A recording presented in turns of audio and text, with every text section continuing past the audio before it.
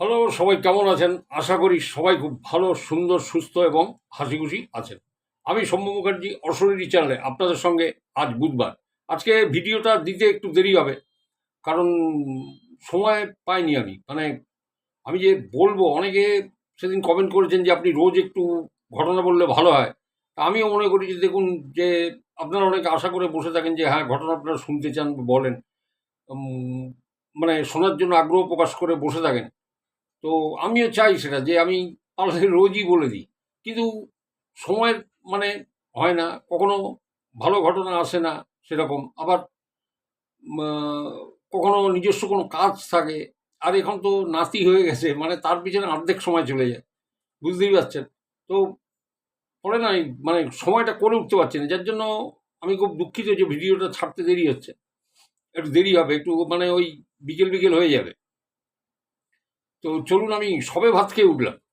তো যাই হোক, আমি বলি আপনাদের ঘটনা, আপনারা শুনুন। তবে একটা কথা আমি আপনাদের আবারও বলি, যে ঘটনাগুলো আমি বলি বা আপনাদের সামনে আমি তুলে ধরি, সেগুলোর কিন্তু একটা অথেন্টিকেশন আছে। একটা ধরুন, কিছু আমি শুনলাম, ধপ করে আপনাদের বলে দিলাম আজে বাজে একটা, আমি এটা ঠিক করি না।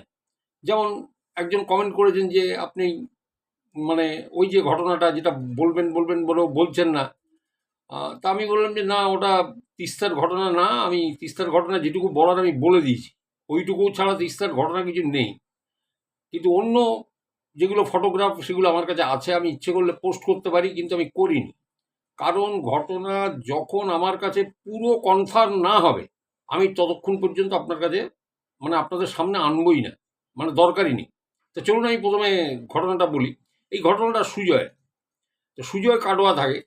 এবার কাটোয়াতে ওর মামা বাড়িতে থাকতো, প্রপার কাটোয়াতে থাকতো। আর ওদের গ্রামের যে বাড়িটা হচ্ছে, পৈতৃক বাড়ি, সেটা কিন্তু গ্রামের দিকে ভিতরে। তা মামা বাড়িতে থাকতো। এবার মামা বাড়ির সামনে ওখানে ওই রেল কোয়ার্টারে থাকতো। মামা বাড়িতে ওখানে পড়াশুনো করতো। তখন বলছে আমি ক্লাস 5-এ পড়ি, 5 বা 6-এ পড়ি। বলে আমরা ওইখানটাতে ক্রিকেট খেলতাম। ওই কোয়ার্টারের পাশেই ছোট্ট জায়গায় ক্রিকেট খেলতাম। বলে ওখানে একটা পাতকুয়ো আছে। পাতকুয়ো ছিল, সেই ব্রিটিশ আমলের, এবং খুব গভীর কুয়োটা, প্রচণ্ড গভীর কুয়ো। তা বলছে, আর ওই কুয়োটার পাড় দিয়ে প্রচুর ঝোপ জঙ্গল ছিল। তা বলছে ক্রিকেট খেলছি। এবার আমি ওই জঙ্গলের ধারটা দিয়ে আমি ওইখানে ফিল্ডিংটা করছি। ও ফিল্ডার, কেউ ব্যাট করছে। তা বলছে, যে ব্যাট করছিল সে বলটা মেরেছে আমার এক বন্ধু, সেটা গিয়ে ওই ঝোপের মধ্যে পড়লো। এবার যেহেতু আমি ফিল্ডিং করছি, আমাকে খুঁজতে যেতে হবে। বলে আমি বলটা খুঁজতে গেছি, এবার আমি ঝোপ সরি দেখছি না, বলটা আমি পাচ্ছি না। এবার বন্ধুদের বললাম যে দেখ, আমি তো বল তো খুঁজে পাচ্ছি না। তখন ওরা বলছে যে আরো ভিতরে, তুই আর একটু ভিতরে ঢোক, ওইখানে পড়েনি, ঝোপের একদম ওই গভীরে ওইখানে গেছে। এবার ও করেছে কি, আর একটু ওই ঝোপ জঙ্গল যেটা আছে ওর গভীরে গেছে। বুঝতে পেরেছেন? সেই গভীর জায়গাতে গিয়ে ও দেখছে যে সেখানে শুধু একটা বল না, লাল, নীল, হলুদ, সবুজ, গোটা কয়েক ক্যাম্বিসের ওরকম কালারের বল ওখানে পড়ে আছে। কিন্তু ওইটুকু জায়গার মধ্যে তো ওরা ছাড়া আর কেউ খেলে না। তারা অত বল ওখান থেকে এলো কি করে? এবার চিন্তা করুন, ক্লাস 5-এ পড়া একটি ছেলে, তার কত বুদ্ধিশুদ্ধি থাকতে পারে। অত বল দেখে সে হয়তো লোভের চোটে কোনো বল তুলে নিত, কিন্তু কত সাবধানী ছেলে দেখুন ওইটুকু বয়সে। ও বলছে, আমরা যে বলটা দিয়ে খেলছিলাম সেই বলটা সাদা। আমি সেই বলটা দেখছি ওখানে রয়েছে, আমি সেই বলটাই তুলি, বাকি বলে আমি হাত দিইনি। আমি চলে এসেছি, এসে বন্ধুদের বলছি যে ওই ঝোপের ওইখানে এত বল আমি দেখেছি, ঝোপের ভিতরটায়, তোরা চল। বলে সব বন্ধুদের যখন আমি নিয়ে এসে ওই ঝোপটার মধ্যে যখন ঢুকি, বললে কাকু, বললে বিশ্বাস করবে, সেখানে একটা বলও নেই, একটা বলও নেই। তো বলছে জানেন, অনেক পরে এই ঘটনাটা তো আমার মানে মনে ছিল। বলছে অনেক পরে, পরবর্তীকালে আমি না একজন ওই তখন আমার একটু বয়স হয়েছে, আমি জ্যোতিষীর কাছে আমি এই ঘটনাটা বলেছিলাম। তা উনি বলেছিলেন যে ওই যে বলগুলো ছিল ওর মধ্যে কোনো একটা নিলে হয়তো তোমার কোনো ক্ষতি হতো। ঠিক আছে? লোভের বশবর্তী হয়ে ওখান থেকে যদি অন্য বল তুমি তুলতে, তোমরা যে বলে খেলছো তাই কোনো ক্ষতি হয়নি, তুমি যদি অন্য কোনো বলে হাত দিয়ে তুলে আনতে যেতে হয়তো ক্ষতি হতে পারতো। তো এইটা উনি বলেছিলেন। আর এবার আর একটা ঘটনা বলি, শুনুন। আজকে সবই প্রায় মানে ছোট ছোট ঘটনা, আপনারা অনেকেই বলেছেন ছোট ঘটনা শুনতে ভালো লাগে, আর একসাথে অনেকগুলো বলাও যায়। তো এই সুজয়েরই আর একটা ঘটনা শুনুন। এই সুজয় বলছে যে আমার দিদার বোন, বলে আমার দিদার বোন তো আমারও দিদা হবে। তা বলে ওনাদের বাড়ি আমি একবার গেছি বীরভূমে, ওনাদের বাড়ি। ওর দিদারা 5 বোন। তো সেই দিদার বাড়িতে তো গেছি। তা সেই বীরভূমে সেই দিদার বাড়িতে বলে দিদা, দাদু আর ওই দিদা দাদুর এক ছেলে আর তার ছেলের বউ, এই কজন থাকে। বলে ওইখানে আমি এই দিদার মুখে ঘটনাটা শুনি। ওনারা 2010 সালে পূর্ব বর্ধমানের কোনো একটা গ্রাম্য এলাকায় ওনারা বিয়ের মানে নিমন্ত্রিত হন এবং সপরিবারে আসেন। মানে ওই দিদা, দাদু, তার ছেলের বউ, বুঝতে পেরেছেন? এবং সেটাও ছিল মানে ওর দিদারা 5 বোন, সেটাও এক বোনের ছেলের বিয়ে, সেখানে এসছে। এবারে বিয়ের 2 দিন আগে, মানে অতিথি অভ্যাগত যারা খুব কাছেন না, তারা দেখবেন যে 2-1 দিন আগেই এসে যায়। বাড়িটা বেশ একটু গম গম গম গম করে, একটা শুভ কাজ। তো ওনারা এসছেন। তা আসার পরে এবারে থাকতে দেবে কোথায়? পুরো জায়গাটা মানে ওনার যে বোনের বাড়ি, সেখানে পুরো জায়গায় সংকুলন হবে না অত লোকে।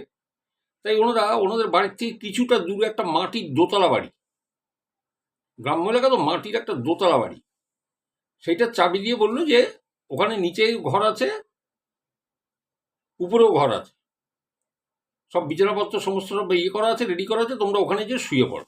মানে এই দিদা, দাদু আর দিদার ছেলের বউ, এই 4 জন। তা ওরা 4 জন হাঁটতে হাঁটতে ওই বাড়িতে শুতে গেছে, ঘুমোতে গেছেন। হুম। তো নিচের ঘরে, মাটির দোতলা, বলছে নিচের ঘরে দাদু আর দিদা শুয়ে আছে, আর উপরের ঘরটাতে ছেলের বউ, এরা শুয়ে আছে। তো বলছে রাত প্রায় মানে আনুমানিক 1:30। বলছে দাদু আর দিদা শুয়ে আছে, দরজায় কড়া নাড়ার শব্দ। তো দিদা বলছে হ্যাঁ গো, এই কড়া নাড়ে কি? এমন হতে পারে যে যাদের বাড়িতে বিয়েতে এসছে, যে বোনের বাড়িতে, তাদের বাড়িরই কেউ হয়তো এসছে খবর টবর নিতে বা কিছু, বা কোনো জিনিস দিতে, দেয় এরকম হতে পারে। তা দাদু উঠে দরজাটা খুলে দেখছেন কেউ কোথাও নেই, ফাঁকা। তো উনি দরজাটা দিয়ে শুয়ে পড়লেন। দিদা জিজ্ঞাসা করলেন কি হলো, দরজার কড়া নাড়লো, খুললে কেউ নেই? বলছেন না, কাউকে তো দেখলাম না, কেউ তো নেই। তো ওনারা ঘুমিয়ে পড়লেন। ওমা, আবার কড়া নাড়ার আওয়াজ। এবারে উঠে যখন দাদু আবার দরজা খুলেছেন, তখন দেখছেন একটা বুড়ি, মানে সাদা থান পরা, একটু কুঁজো মতো, মাথায় ঘোমটাটা এতখানি টানা। তা বলছেন যে আমি এই বাড়ির মালিক, হ্যাঁ, তা আপনাদের যদি কোনো কিছু যদি লাগে জানাবেন, জল টল লাগবে কিছু আপনাদের? তা তখন দাদু বলছে আপনি মালিক? তা বলছে যে হ্যাঁ, এই বাড়িটা আমাদেরই, আমি মালিক। আমি থাকি ওই যে উঠোনটা আছে, এই উঠোনের যে পাশে যে ঘরটা দেখছেন, ওই ঘরে আমি থাকি। তা বলছে ও আচ্ছা, না ধন্যবাদ, আমাদের কিছু লাগবে না। এই বলে উনি এসে শুয়ে পড়লেন। তো দরজা বন্ধ করে দিয়েছেন, দিয়ে শুয়ে হয়েছেন। পরদিন সকাল হয়েছে। সকাল হলে ওনারা তো আবার এই বাড়িতে চলে এসছেন, বিয়ে বাড়ি যেখানে। বিয়ে বাড়িতে এসে বলছেন যে কাল রাতে ওইখানে শুয়েছিলাম, প্রথমে দরজার কড়া নাড়ার শব্দ, দরজা খুললাম, কেউ নেই। আবার দরজা বন্ধ করে শুয়েছি, আবার খানিকক্ষণ বাদে যেই ঘুম এসে গেছে, আবার কড়া নাড়ার শব্দ। তখন দেখি এক বুড়ি, মাথায় এতটা ঘোমটাটা না, একটু কুঁজো মতো, সে এসে বলছে আপনাদের কিছু লাগবে, যদি জল টল লাগে বলবেন, আমি বাড়ির মালিক, আমি উঠোনে পাশে যে ঘরটা আছে ওই ঘরটাতেই থাকি, কিছু লাগলে বলবেন। তো তাকে আমি বললাম যে না, আমাদের কিছু লাগবে না, বলার জন্য অনেক ধন্যবাদ। তারপর দরজা দিয়ে দিলাম। এবারে সেই বিয়ে বাড়ি, তার বোনের বাড়ির লোকজন, দিদার, তারা বলছে এই না, ওই বাড়িতে কেউ থাকে না, ওই বাড়িতে কেউ থাকে না তো, ওখানে এক বুড়ি থাকতো। হ্যাঁ, সে তো জলে ডুবে মারা গেছে অনেক বছর আগে। তখন এনার ছেলের বউ, মানে এই দিদার ছেলের বউ, যা নাকি ছেলে আর ছেলের বউ উপর দোতলায় শুয়েছিল, সেই বৌমা বলছে যে, তখন বলছে যে রাত্রিবেলায় বলে অনেক রাতে আমার বাথরুম পায়, আমি আপনার ছেলেকে ডাকি। ওই একই দিনে হয়েছে শুনুন। আপনার ছেলে সে নিঃসাড়ে ঘুমোচ্ছে, তখন আমি ওকে আর বিরক্ত না করে, আমি জার্নি করে এসছে, ঘুমোচ্ছে ঘুমো, আমি আর কিছু পরোয়া না করে আমি নিচে নেমে আসি। নিচে নেমে এসে দরজা খুলে বেরোতে যাব, তখন দেখি ওই কুজো মতো এক বুড়ি ভদ্রমহিলা, মাথায় ঘোমটা দেয়া, সে আমাকে বলছে, বৌমা তুমি ইয়েতে যাবে, বাথরুমে যাবে, আসো আসো আসো, আমি দেখিয়ে দিচ্ছি, এই যে এই জায়গাটায় বাথরুম। বললো আমি বাথরুমে গেলাম, আমি বাথরুম করে যখন আমি বেরিয়ে আসছি, আমি কাউকে দেখলাম না, কেউ নেই। তাহলে যিনি বাথরুমটা দেখিয়েছে মানে তিনি তো অন্তত থাকবেন, বা বাইরে দাঁড়ানো থাকবেন। এইবারে তখন আসলে রহস্যটা ভেদ হলো যে তখন ওই বাড়ি, মানে ওই দিদার বোনের বাড়ির সবাই বলছে যে ওই বাড়িতে এক বুড়ি, তার ছেলে, ছেলের বউ, এই তিনজন থাকতো, ঠিক আছে। তা ওই বুড়ি জলে ডুবে মারা যায়। ওইটার মানে বাড়িটা যেটা ছিল, যে দোতলা বাড়িটা ছিল, ওর পাশে একদিকে ছিল বাঁশ গাছ, আর একদিকে ছিল তাল গাছ, আর সামনেটা না একটা দিঘি মতো ছিল, বুঝলেন। ওই দিঘিতে ডুবে মরেছিল ওই বুড়ি, চান টান করতে গেছিল, কি করে বুড়ো মানুষ মারা গেছে ডুবে। এইবার ছেলের বউ ওই বাড়িতে থাকতো, তারা টিকতে পারত না ওই বাড়িতে। ওই বাড়িতে তাদের টেকাই মুশকিল হয়ে গেছিল, রেগুলার কড়া নাড়া, ভয় দেখানো। তারা বাধ্য হয়ে ওই বাড়িটা ছেড়ে তারা অন্যত্র চলে যায়, এবং যাওয়ার আগে চাবিটা এনাদের কাছে দিয়ে যায়। এই দিদার যে আরেক বোন আছে, যার পূর্ব বর্ধমানে যার বাড়ি, গ্রামে, যার ছেলের বিয়েতে গেছিলেন, তাদের হাতে দিয়ে যান, দিয়ে বলেন যে বাড়িটার দেখাশোনা আপনারা করবেন, চাবিটা আপনারা রেখে দিন, যে কোনো কাজে ব্যবহার করবেন। এবার সেটা অনেক বছর আগের কথা। এবার এরা ভেবে যে দূর, সেই বুড়ির আত্মা ফাত্তা নেই, এগুলো তো আগে শুনতাম, এখন আর কিছু নেই, এত বছর হয়ে গেছে, ওখানে শুতে দিলে আর কিছু হবে না, এই বলে ওখানে শুতে পাঠিয়েছে শোবার জন্য। তখন এরা বারণ করলো, না থাক, তাহলে দরকার নেই, এ তো সাংঘাতিক ব্যাপার, কালে এক রাত্রিরেই যদি এরকম ব্যাপার হয়ে থাকে, তাহলে তোমাদের ওখানে আর শোবার দরকার নেই, কষ্টসিষ্ট করে তোমরা এখানেই থাকো বা এই বাড়িতেই থাকো। তো যাই হোক, এইটা ছিল ঘটনা। আমি আপনাদের বললাম, দেখুন, এক একটা অদ্ভুত অদ্ভুত ঘটনা কেমনভাবে ঘটে যায়, মানে অ্যাকচুয়ালি এগুলো মানে চিন্তা করতেও কেমন লাগে। শুনুন, আর একটা ঘটনা শুনুন, বলি। এটা একটা মানে ডিস্ট্রিক্টের, কোনো একটা ডিস্ট্রিক্টের আমি না সব জায়গায় না মানে নামগুলো নিতে পারি না, খুব অসুবিধা হয়ে যায় না, অনেক সময় ইস্যু ফিস্যু এসে যাবে, আমি সবসময় আমার খুব ভয় লাগে। তো বলি শুনুন, এই গ্রামের দুটি ছেলে, বুঝলেন তো।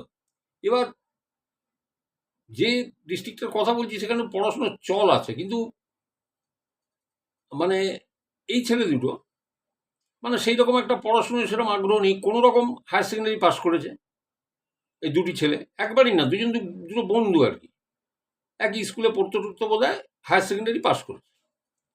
আর হায়ার সেকেন্ডারি পাস করে কিছু করেনি,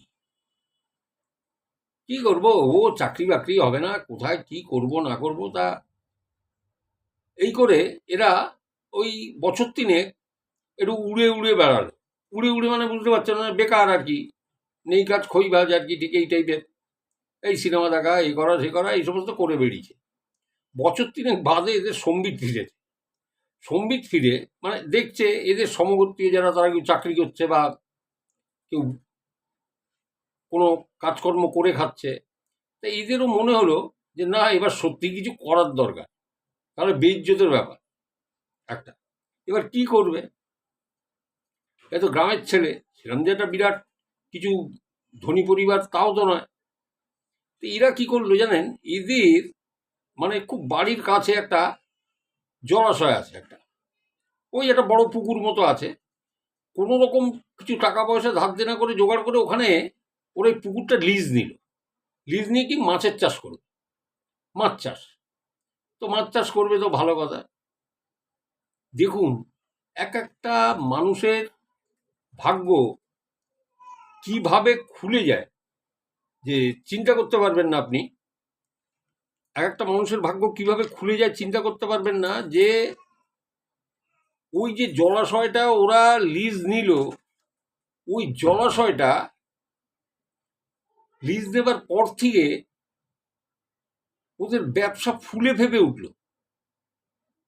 মানে বছর খানেকের মধ্যে মানে এদের ভোলই পুরো পাল্টে গেল। বছর খানেকের মধ্যে এদের ভোল পাল্টে গেল। দেখুন, এক একটা ব্যবসা আছে, মানে দেখুন কোনটায় কার যে কি টুকটাক লেগে যায় বলা যায় না। আর দেখুন, যে কোনো কিছুর পিছনে একটা মেহনত আছে, খাটনি আছে। তারা ওই পুকুরটা লিজ নিয়েছিল কষ্ট টষ্ট করে, তারা রাত জেগে পাহারা দিচ্ছে যে মাছ না চুরি হয়, এ হয়। বলছে বছর খানেকের মধ্যে তাদের মানে গুচ্ছা গুচ্ছা দিঘি আর পুকুর সব লিজ নেয়। আর তার কর্মচারী আছে সব। মানে ওই ভ্যাগাব্যান্ড ছেলে দুটো মানে 1.5 থেকে 2 বছরের মাথায় সুটেড বুটেড হয়ে গেল।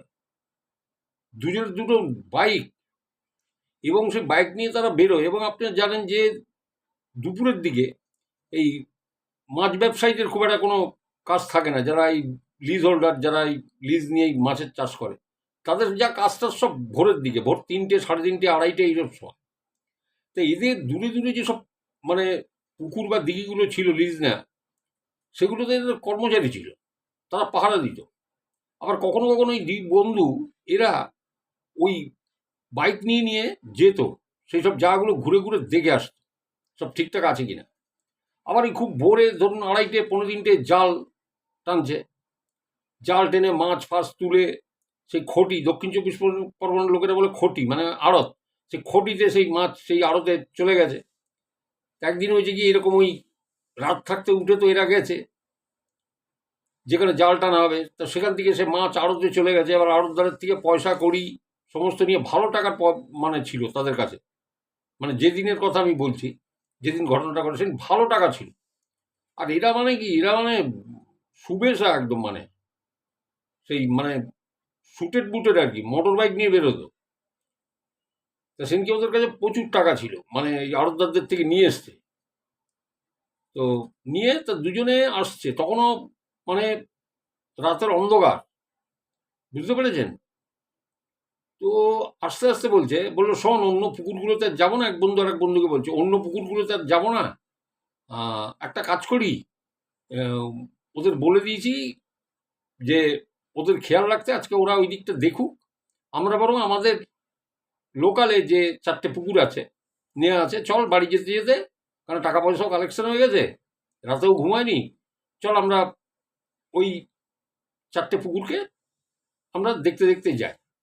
তা 4টে পুকুরের মধ্যে ওরা পুকুরটা ভাগ করেছে। ধরুন প্রথম যে পুকুরটা লিজ নিয়েছিল সেই পুকুর, দ্বিতীয়টা, তারপরে তৃতীয় পুকুর, তারপরে ফোর্থ পুকুরে, এরকম করে ভাগ করা আছে, 1 নম্বর, 2 নম্বর, 3 নম্বর, 4 নম্বর। তা এরা যে রাস্তা দিয়ে যাচ্ছে ফিরছে টাকা পয়সা নিয়ে ওই রাতের অন্ধকারে, ভোর রাতে, তখন ওদের ডান দিকে কিন্তু ওই 1 নম্বর, 2 নম্বর আর 4 নম্বর এই পুকুর 3টে পড়ে। আর 3 নম্বর পুকুরটা পড়ে এদের ঠিক বাঁ দিকে, বুঝতে পেরেছেন?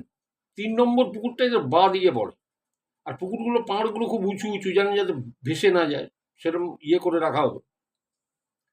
তা এরা 1 নম্বর, 2 নম্বর, 4 নম্বর পুকুর দেখে নিয়েছে টর্চ টর্চ মেরে। এইবারে 3 নম্বর পুকুরের পাড় দিয়ে যখন যাচ্ছে তখন টর্চ মেরেছে, আর পাড়গুলো উঁচু উঁচু। টর্চ মেরে ওরা দেখছে পুকুরের উল্টো পাড়ে কেউ দুজন বসে আছে, এবং তারা যে বসে আছে তাদের হাইট যতটা, একটা মানুষ দাঁড়ালে অত হাইট হবে না। কিন্তু ওরা টর্চ মারছে, পরিষ্কার দেখতে পাচ্ছে যে হাড়ের সাথে শুধু চামড়া লাগানো, দুটো বসে আছে, তাদের গায়ে টর্চ, ভ্রুক্ষেপ নেই, এরা তার দিকে তাকায়ও নি। ওইটা দেখার পরে মানে একটা বন্ধু ওর, তার হাত পা অসাড় হয়ে গেছে, তার আর কথা বলার শক্তি নেই।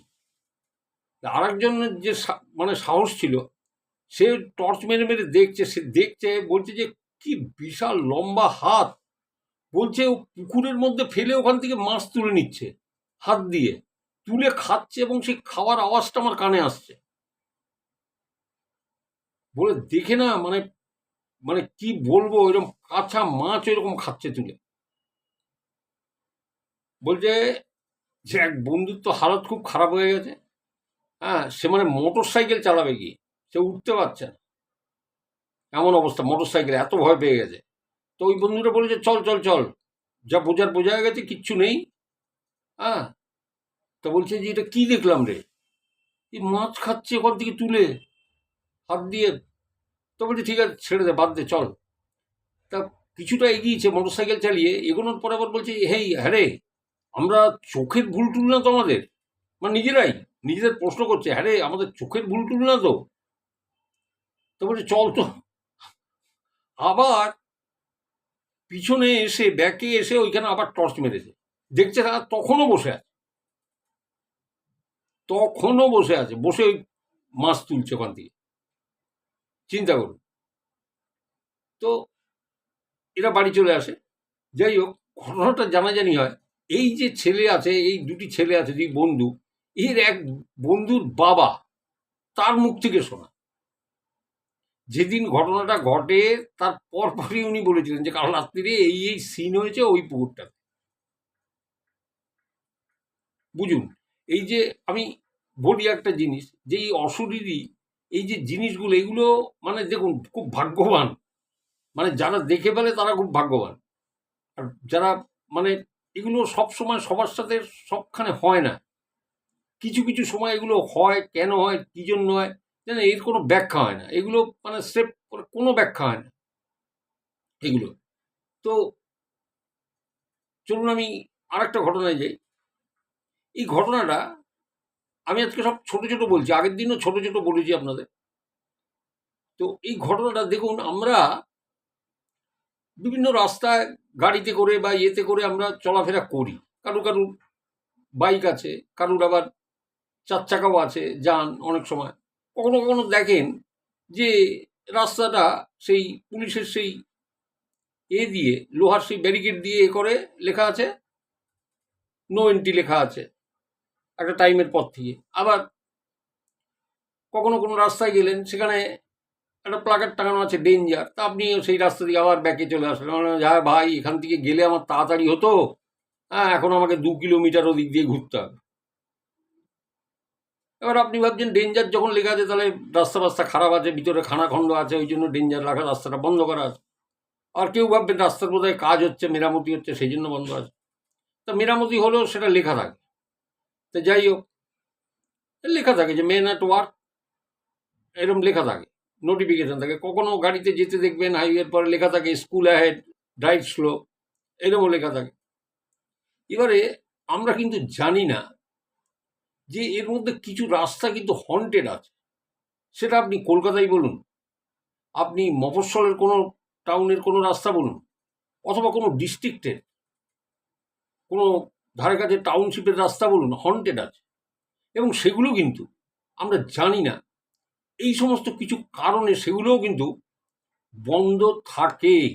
এবং একটা সার্টেন রাত 8:30 9টার পরে যে লোকটা আগে ওই রাস্তা দিয়ে টেনে বাড়ি যেত মোটর বাইকে করে, রোজ ওই রাস্তা দিয়ে যান, তিনি হঠাৎ দেখছেন যে 2 মাস ধরে 9:30 পরে আসলে রাস্তাটা ব্যারিকেড লাগিয়ে দেয়, একটা ডেঞ্জার লাগিয়ে ব্যারিকেড লাগিয়ে দেয়, যেতে পারবেন না। মনে মনে গালিগালাজ করতে করতে আবার যে আমাকে এখন আবার 2.5 কিলোমিটার এই পাশ থেকে ঘুরে যেতে হবে, এরকম হয়। তা এইরকম একটা ঘটনা শুনুন আমার থেকে, এটা কোনো একটা ডিস্ট্রিক্টের ঘটনা। তো সেখানে এরকম একটা হন্টেড রাস্তা আছে, যেটা আজও নাও এ ডেজ এখনো 9টা বাজলে ব্যারিকেড ওই ইয়ে লেগে যায়, ওই লোহার রেলিংগুলো লেগে যায় রাস্তায়, এবং ওখানে একটা প্লাকার্ড ঝুলিয়ে দেওয়া হয় ডেঞ্জার বলে, এখনো। ঠিক আছে, আমাকে এগুলোর জায়গার নাম বা এইসব নিতে বাধ্য করবেন না, কারণ সমস্যা হবে, সমস্যা হবে, কারণ প্রশাসনিক ব্যাপার থাকে, এই থাকে, সমস্যা হবে। তো শুনুন এবার কি হয়েছে ঘটনাটা। 2024-এর কালী পুজোর পরের দিনের ঘটনা, ঠিক আছে। এবং যে রাস্তাটি বন্ধ থাকে ওর উপর দিকে ন্যাশনাল হাইওয়ে গেছে, ওর উপর দিয়ে ন্যাশনাল হাইওয়ে গেছে, আর নিচে দিয়ে ওই রাস্তাটা, নিচে একটা পুল আছে, ওর উপর দিয়ে ওই ওই রাস্তাটা ওই পার করতে হয়, ঠিক আছে। ওই রাস্তার মেইন রাস্তা, ওই রাস্তাটা দিয়ে কিন্তু আপনার মানে ভিতরের বাড়ি ঘর বা টিয়ে সমস্ত যাওয়ার ওইটা কিন্তু রাস্তা, মেইন রাস্তা। ওখান থেকে অটো, টোটো, ট্রেকার এগুলো কিন্তু যায়, ওগুলো যায়। এবারে ঘটনাটার সমস্যাটা উৎপত্তি হয়েছে 2024-এর কালী পুজোর পর দিন, ঠিক আছে? তো 2024-এর কালী পুজোর পরের দিন যিনি আমাকে পাঠিয়েছেন তিনি একজন মহিলা এবং খুব রেসপন্সিবল, খুব অনেক খবর রাখে। তো আমি ভেঙে তার পরিচয় দিচ্ছি না। তো বলছে আমার বাড়ি থেকে মানে 1.5 কিলোমিটার মতো হবে একটা কালী পুজো হয়, খুব বড় কালী পুজো, খুব বড় কালী পুজো। এবং কালী পুজোর পরদিন থেকে 2-3 দিন একটা প্রোগ্রাম চলে। প্রোগ্রাম মানে এই নাচ গান, এই ফাংশন বলতে পারেন। এবং সেটা মধ্যরাতে শুরু হয় এবং ভোর পর্যন্ত চলে, ভোর 4টে 4:30 বেজে যায়। এইবার সেই 2024-এর কালী পুজোর পর দিন, বুঝতে পারছেন, ওই কিছু ছেলে মানে ধরুন 14-15 ছেলে মানে গোটা 7 মোটর বাইক নিয়ে তারা অন্য জায়গা থেকে আসছে ওই পুজোটা অ্যাটেন্ড করবে বলে, ওই ফাংশানে, বুঝতে পেরেছেন? তা যিনি আমাকে ঘটনাটা পাঠিয়েছেন তার বাড়ি থেকে ওই পুজো প্যান্ডেল বা মঞ্চের দূরত্ব হচ্ছে 1.5 কিলোমিটার, কিন্তু ঘটনাটা ঘটে ওনার বাড়ির থেকে 2.5 কিলোমিটার মতো আগে। কি হয়, ওই কালী পুজোর পর দিন কিছু ছেলে পুলে তারা ওই গোটা 7 মোটর বাইক আর পিছনে একজন করে বসে আছে, তাহলে 7 দুগুণে 14 জন, মানে মনে করুন তারা আসছে ওই রাস্তা দিয়ে। উপর দিয়ে কিন্তু ন্যাশনাল হাইওয়ে গেছে, আর নিচেরটা হচ্ছে ওই ব্রিজ করা আছে, ওই পুল করা আছে, ওখান থেকে রাস্তা, মেইন রাস্তা।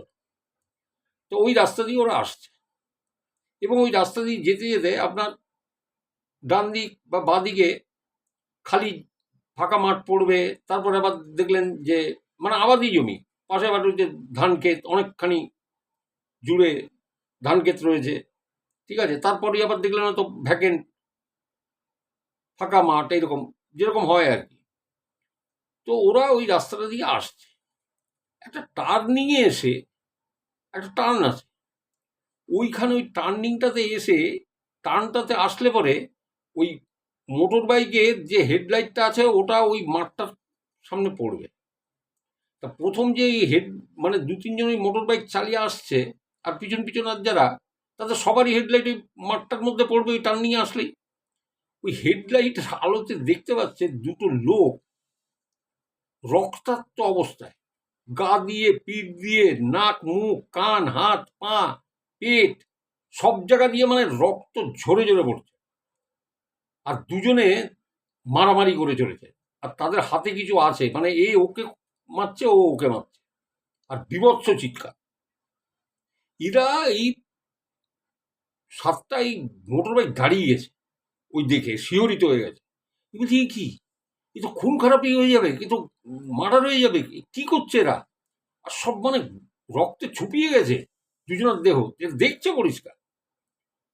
যখন ওরা ওইভাবে দেখছে, হেডলাইট গুলো পড়েছে, হঠাৎ যারা মারামারি করছিল তারা মারামারিটা থামিয়ে এদের দিকে না বীভৎসভাবে তাকিয়ে আছে।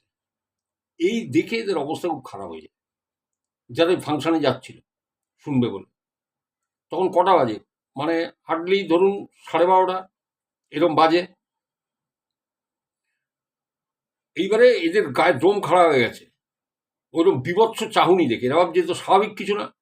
এইবারে দেখছে ওরা ওই দুটো লোক ওই রক্তাক্ত অবস্থায় এদের দিকে ধেয়ে আসছে তাড়া করে। এরা ওখান থেকে ওই বাইক স্টার্ট করেই মারটান করেছে। এবার যেতে যেতে যখন নাকি এই দৃশ্য হচ্ছিল, পিছনে যারা বসেছিল তাদের মধ্যে একজন দুজন ভিডিও করছিল। দেখুন এখন না কোনো জায়গায় একটা ক্যাওয়াস দেখবেন, কোনো একটা কিছু, সেটা রেল স্টেশনও হোক ভিডিও করতে শুরু করে দেয় এবং সেটা আপনার সোশ্যাল মিডিয়াতে দেখেন, ঠিক আছে? এই 2-3টে ছেলেরা ভিডিও করেছে ওইটার। ওই যখন মানে মারপিট হচ্ছিল তখন, আর রক্তাক্ত অবস্থা তখন ভিডিওটা করেছিল। এবার যখন এদের দিকে ছুটে আসছে এরা মোটর বাইক নিয়ে পালাতে উদ্যত, মোটর বাইক মানে স্টার্ট করেছিল, টান দিয়েছে অ্যাক্সিডেন্ট দাবিয়ে, টেনেছে, টানতে এবারে মোটর বাইক যখন এদের কিছুটা এগিয়ে গেছে, পিছনে যা বসেছিল তারা পিছন ঘুরে দেখছে যে কেউ আছে নাকি, দেখছে কিচ্ছু নেই, কিচ্ছু নেই। এবং মাঠটাও দেখা যাচ্ছে, যে মাঠটা ছাড়িয়ে ওরা এসছে সেখানে কিচ্ছু নেই, কোনো লোক নেই, কেউ নেই। মানে বাইকটা এরকম টানলো তো ধরুন এরকম পিছন ঘুরে এরকম তাকাচ্ছে, ওরা দেখছে কেউ নেই। একটু আগে যেখানে এরকম রক্তারক্তি কারবার হচ্ছিল সেখানে কেউ নেই। ও মা, মানে 200 মিটার মতো এগিয়ে গেছে বাইকটা, তখন আবার সন্দেহবশত পিছন ঘুরে তাকিয়ে দেখছে রাস্তার পরে দুজন দাঁড়িয়ে আছে, মানে ওদের পিছন দিকে, ওরা পিছন দিক করে দেখছে যে ওই দুজন দাঁড়িয়ে আছে রাস্তায় রক্তাক্ত অবস্থায়। ওরা ওখান থেকে মাঠ টান করে দৌড়, মানে বাইক নিয়ে এবারে গেছে সেই পুজো মণ্ডপে। সেখানে তো ফাংশন টাংশন তো হয়েছে, দেখেছে ওখানে সিভিক ভলেন্টিয়ার ছিল, তাকে যে সব ঘটনা বলেছে। সে আবার থানায় ফোন করেছে, থানার পরদিন সকালে তো বলছে ঠিক আছে কালকে সকালবেলায় দেখবো, পুলিশ বলছে। পরদিন পুলিশ সেখানে গেছে, গিয়ে প্রশাসনিক দপ্তর এরকম খবর পেলে তো যাবেই ভাই, তো সেখানে গিয়ে দেখছে না, কিছু না, কোনো কিছু লেশ মাত্র নেই, কোনো কিছুই নেই, না কোনো রক্তের দাগ, না কোনো লোক, না কেউ মার্ডার হয়ে পড়ে, কেউ নেই। এরপর হলো কি,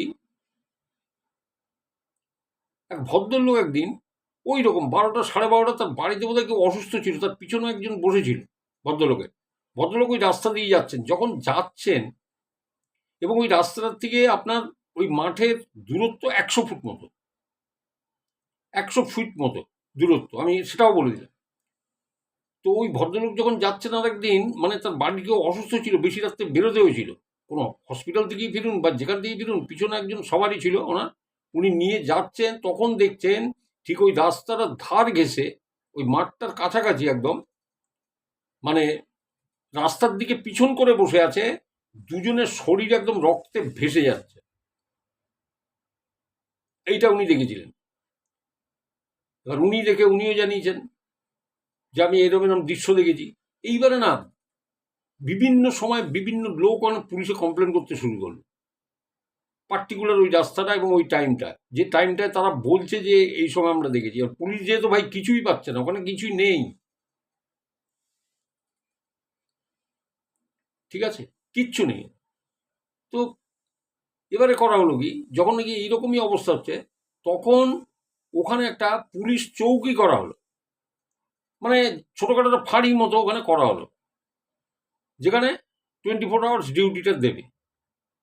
এবার দেখুন, ওই কিছুদিন ওরম চললো, তারপরে তারাও নেই, কেউ নেই, থাকতোই না, কারণ তারাও কিছু দেখেছিল বা বুঝেছিল, কিছু বুঝেছিল। তারা 9টার পরে ওখানে ব্যারিকেড লাগিয়ে ডেঞ্জার লিখে চলে যেত, কেউ থাকতো না, তারা ওখানে কেউ থাকতো না। এবং আজও ওটা 9টার পর আর ওই ব্যারিকেডগুলো দেওয়া থাকে লোহার, যেটা দেখেন এই যে ওই কদিন আগে দেখলেন না, এই যে নবান্ন অভিযান টভিযান এই সমস্ত জায়গায় যেটা রাস্তা ক্লোজ করা থাকে যেরকম, ওইরকম হয়, ওই রকম আর কি, লোহার ইয়ে দেওয়া থাকে, আর সেখানে ডেঞ্জার লেখা থাকে, ঠিক আছে। তাহলে তারাও এক্সপিরিয়েন্স করেছে কিছু একটা, তো করে মানে ওনারাও থাকতে চান না ডিউটিতে, ঠিক আছে। এইবারে ওখানে ওই রাস্তাটা ক্লোজ থাকে ওই টাইমে, ফলে লোকের একটু ভোগান্তি হয়, যেটা ইজিয়েস্ট ইয়েতে যাওয়া যায় নিজেদের গন্তব্যে, সেটা আরও 2 কিলোমিটার 2.5 কিলোমিটার ঘুরতে হয়। এবার মূল ঘটনায় আসি, ঘটনাটা কি হয়েছিল শুনুন। ওখানে একটা ঘটনা ঘটেছিল, ইনসিডেন্টটা হয় ওই 2024 মার্চে, 2024 সালের মার্চে ওখানে ওই ইনসিডেন্টটা হয়। এটা একটা ত্রিকোণ প্রেমের কাহিনী, মানে দুই বন্ধু, তারা একটি মেয়েকে ভালোবাসে এবং এই নিয়ে বেশ হিচকি চলে, মানে ঠান্ডা লড়াই যেটাকে বলে, ঠান্ডা লড়াই, এর কথা ওকে বলা, ওর কথা ওকে বলা, এই সমস্ত নিয়ে টানা পোড়েন একটা চলছে। এবার দুইজনই একদিন ঠিক করেছে যে একে দুনিয়া থেকে সরিয়ে দেবে। মানে এক বন্ধু প্ল্যান করছে আমি তোকে সরিয়ে দেবো দুনিয়া থেকে, আরেকজনও প্ল্যান করে আছে তোকে দুনিয়া থেকে সরিয়ে দেবো। এরা দুজন কিন্তু বন্ধু। এইবারে দুজনেই প্ল্যান করেছে যে চল অমুক দিন আমরা এই মাঠে বসবো, ড্রিঙ্ক টিঙ্ক করবো, কথা হবে। দুজনেই কিন্তু প্রস্তুতি নিয়ে এসছে যে তোকে আমি খাওয়াবো গলা অবধি, আজকে তোর শেষ দিন। আর ও ভাবছে যে তোকে আজকে গলা অবধি খাওয়াবো, আজকে তোর শেষ দিন। দেখুন দুজনেই প্রিপেয়ার, দুজনের কাছেই ধারালো অস্ত্রশস্ত্র রয়েছে। এইবার ওইখানে বসে এরা ড্রিঙ্ক বাগারা করেছে। এবার কে কাকে বেশি খাওয়াবে? কেউ কাউকে একজন আরেকজনকে মারবার তাড়নায় বা চেষ্টায় প্রচুর ড্রিঙ্ক করে নিয়েছে। এইবারে কথায় কথায় সেই মেয়েটার কথা যেই প্রসঙ্গ উঠেছে, ব্যাস শুরু হয়ে গেল। পকেট থেকে সেই ধারালো অস্ত্র বের করে একজন একজনকে কোপাচ্ছে, ও ওকে কোপাচ্ছে। আর একটা নেশা করলো যদি গলা অবধি কেন তার কোনো মানে দাঁড়াবার ক্ষমতা থাকে, কেউ মাটিতে পড়ে যাচ্ছে সে তার উপরে কুপিয়ে দিচ্ছে, আবার ও মাটিতে পড়ে যাচ্ছে ও টলতে টলতে উঠে ওকে কুপিয়ে দিচ্ছে। এই ঘটনাটা ঘটেছিল এবং মার্চ মাসে ঘটেছিল 2024-এ, এবং দুটো ডেড বডি মাঠ থেকে উদ্ধার হয়।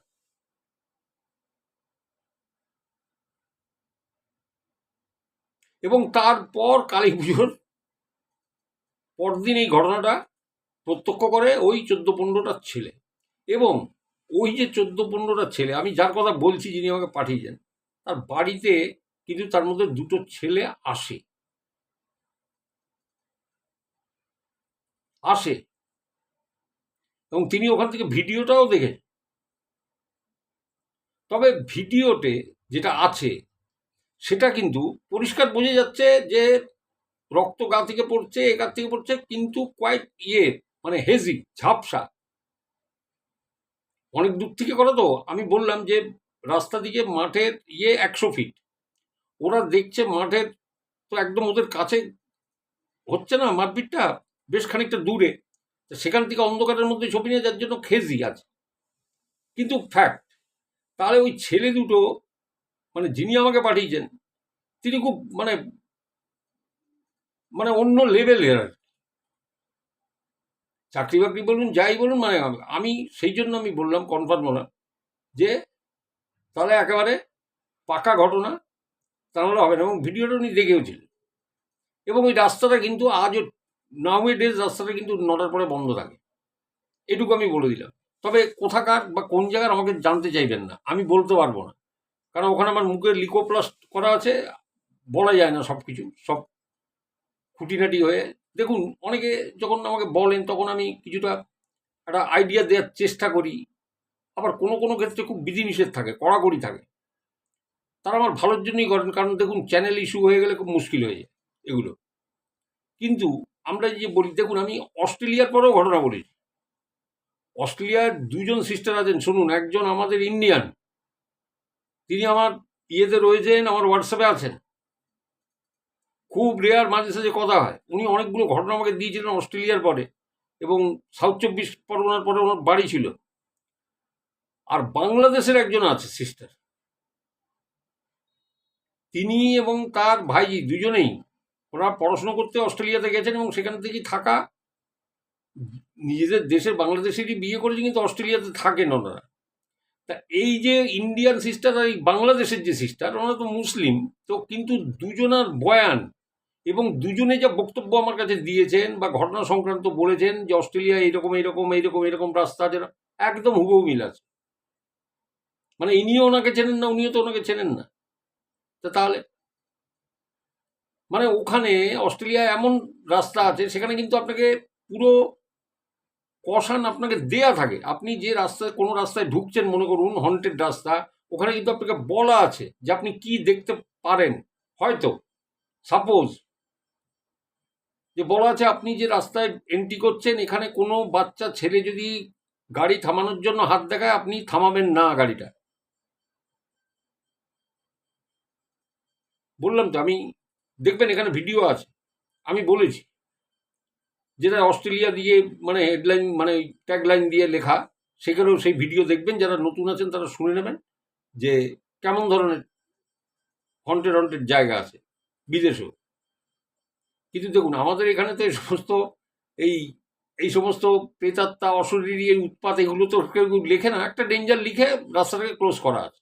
তো এরকম কত রাস্তা হয়তো ওয়েস্ট বেঙ্গলে আছে, ভারতের অন্যান্য কোনো জায়গাতে আছে যেটা হন্টেড, কিন্তু সেগুলো এইরকম লাইমলাইটে আসে না বা ইয়েতে আনাটাও ঠিক না। আর মানে আমি মনে করি আনাটা উচিত না।